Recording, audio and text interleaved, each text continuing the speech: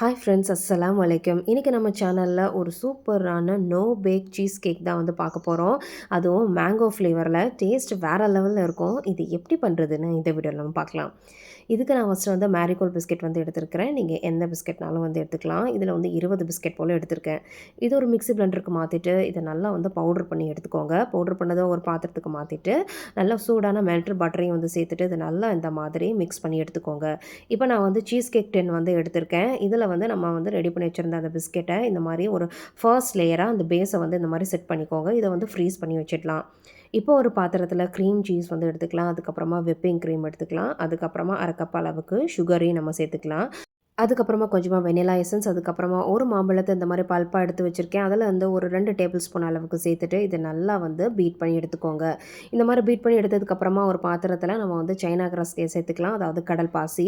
இது ஒரு பேக்கெட் ஃபுல்லுமே நான் எடுத்திருக்கேன். இதை தண்ணி சேர்த்துட்டு நல்லா இந்த மாதிரி கொதிக்க விடுங்க.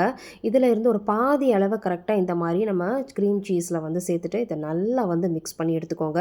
இப்போ இதை நம்ம வந்து செகண்ட் லேயராக அந்த டின்னில் வந்து ட்ரான்ஸ்ஃபர் பண்ணிடலாம். அப்புறம் மிச்சம் இருக்கிற பாதியை இந்த மாதிரி மேங்கோ பல்ப்பையும் சேர்த்துட்டு நல்லா வந்து மிக்ஸ் பண்ணி எடுத்துகிட்டு தேர்ட் லேயராக இந்த மேங்கோ பல்ப்பையும் இது மேலே வந்து சேர்த்துட்டு இதை மாதிரி நல்லா வந்து ஈக்குவலைஸ் பண்ணி விட்டுடுங்க. இப்போ இதை ஒரு 4 மணி நேரம் இதை நம்ம வந்து ஃப்ரீஸ் பண்ணிடலாம்.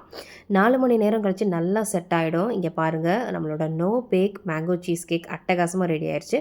கார்னிஷ்க்கு நான் கொஞ்சமாக மின்ட் லீவ்ஸும் வச்சுட்டு இதை நான் வந்து ஸ்லைஸ் பண்ண போகிறேன். இப்போ நம்மளோட மேங்கோ சீஸ் கேக் பாருங்கள், பார்க்குறதுக்கே எவ்வளோ சூப்பராக இருக்குன்னு. டேஸ்ட்டும் அட்டகாசமாக இருக்கும். இதை நீங்கள் கண்டிப்பாக ட்ரை பண்ணி பாருங்கள். அதுவும் கீழே இருக்கிற அந்த பிஸ்கெட் லேயரோட சாப்பிடும்போது அவ்வளோ சூப்பராக இருக்கும். பாய்.